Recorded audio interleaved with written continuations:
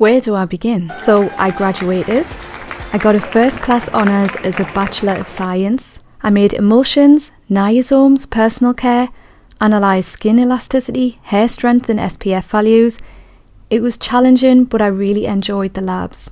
So let's rewind a little bit. I joined the university in September 2019. It was definitely hard. I mean, I'd been out of education about 18 years, so it was a little bit of a shock at first, but I was getting into a routine and I was thoroughly enjoying it.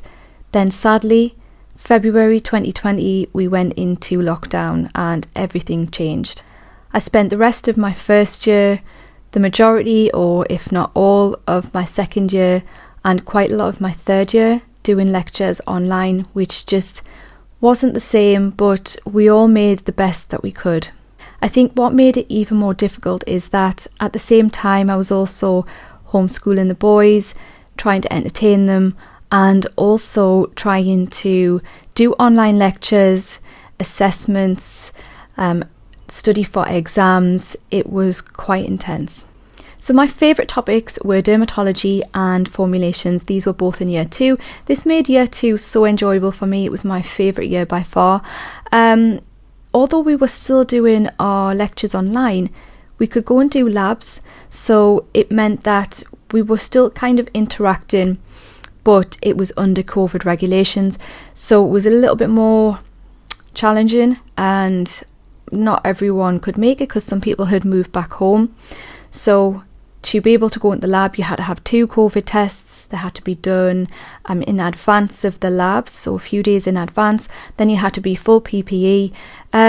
So it did kind of tarnish the experience, but what can you do? I just made the best of it that I could, and to be honest, it was just nice to be around people also, even though all windows had to be open, so it was freezing. There was huge space between everyone, so you weren't allowed to touch anything that anyone else has touched. But it was just great. So one of my proudest achievements was my dissertation. So I decided to do the morphology of microneedles in cosmetic preparation.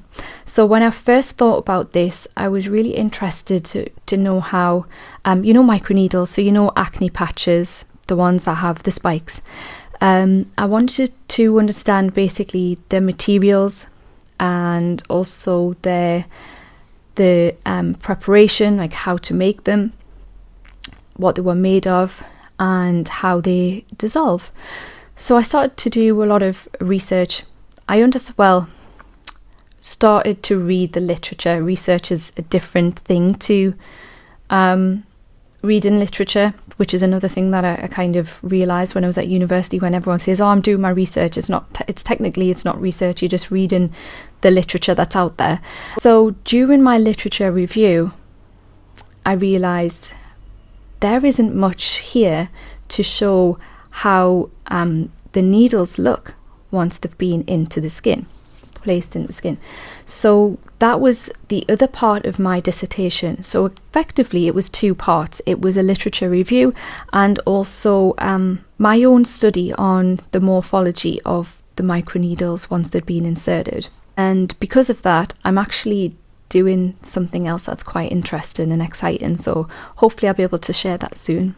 So when I first told people that I was going to be doing the degree, a lot of people were shocked because obviously I'm a mature student, and I know a mature student is someone who's older than 18, but I am a mature student. I went to university at the age of 36 and I turned 40 in April, so I was possibly the oldest person in that class. There was someone else who was mature, but I don't know if she was the same age as me. And I guess I could talk about that actually, because from an experience, in case you are also thinking about having a career change and wondering how is it going to be to be mature and go into a class of people who are, well younger. So when I went into university, the youngest person in my class was born in 2000, and I was thinking, oh my gosh, I left school in 1999. So I was in college when this person was born. I had already done a year in college. So I never ever feel old. But that moment there, I just thought, wow. But I never felt out of place, if I'm honest with you.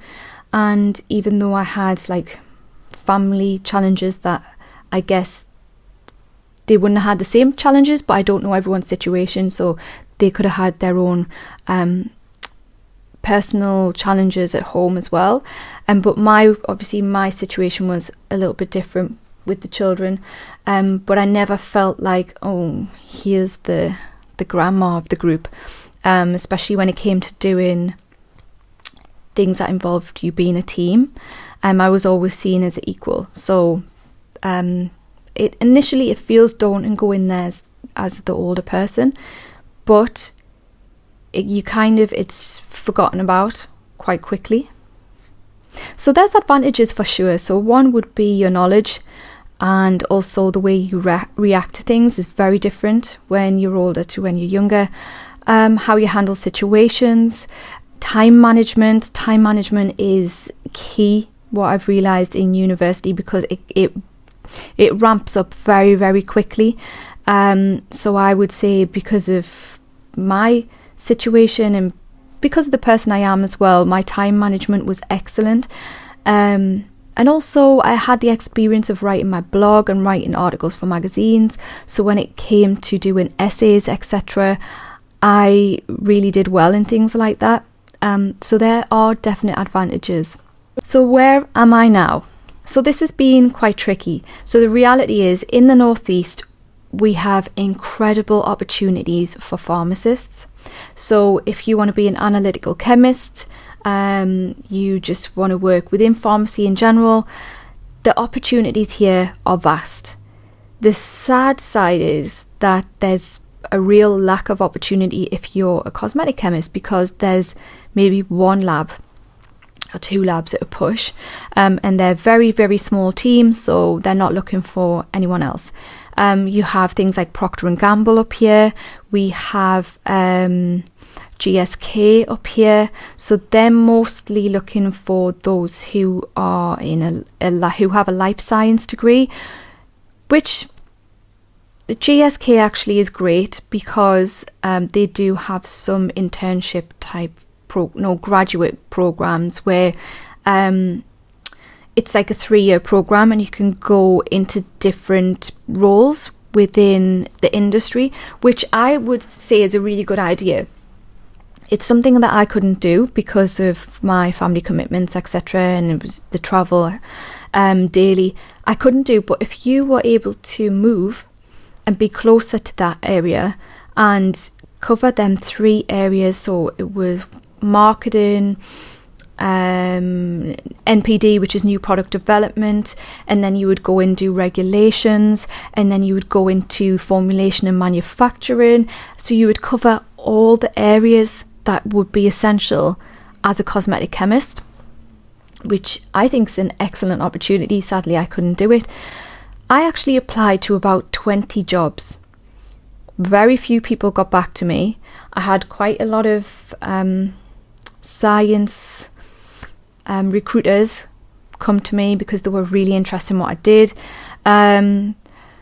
Some of it was a little bit confusing with them, because they would put me forward for jobs and then I would get told, oh no, you don't have the experience of this. I'm like, but I do. I just don't have I've covered it, I just don't have the experience outside of university, which is what I am trying to get.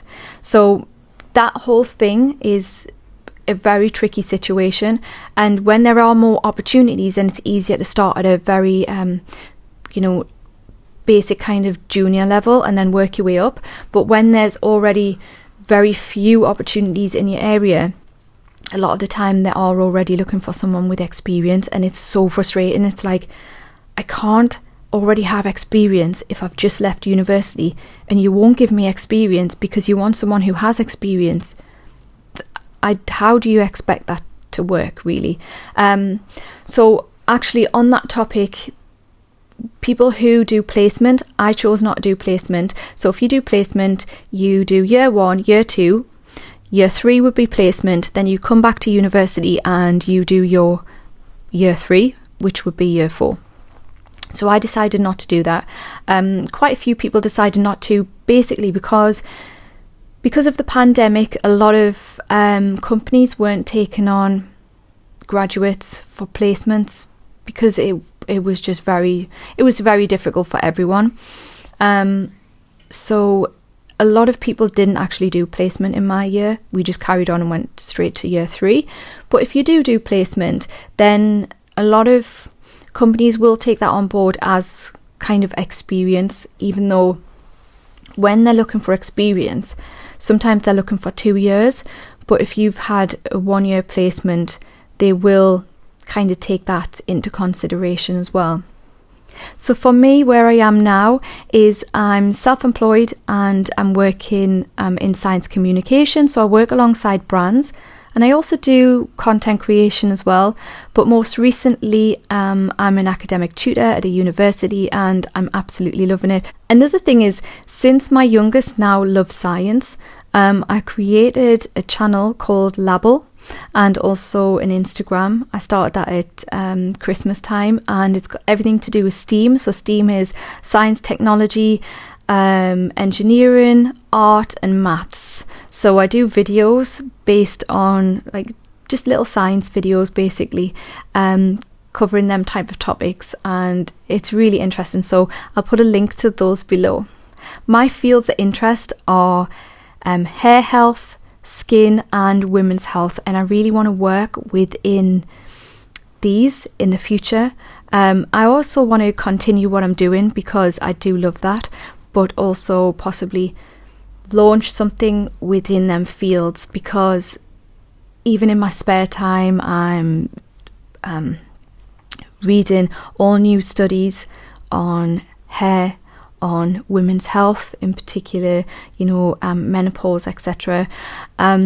So I just feel myself drawn to them areas, so I'm hoping something comes from that. So I hope you found this video useful. If you've got any questions, just pop them in the comments box below, and please like and subscribe. This is my first official video back, and I know some videos have been popping up as main channel videos that I thought were short. Turns out they're main channel videos if they're over a minute. So if you do see them, they're not like these proper main channel videos. So this is my official one back, and I will have more. So just let me know what you'd like to see, and hopefully I can create them for you.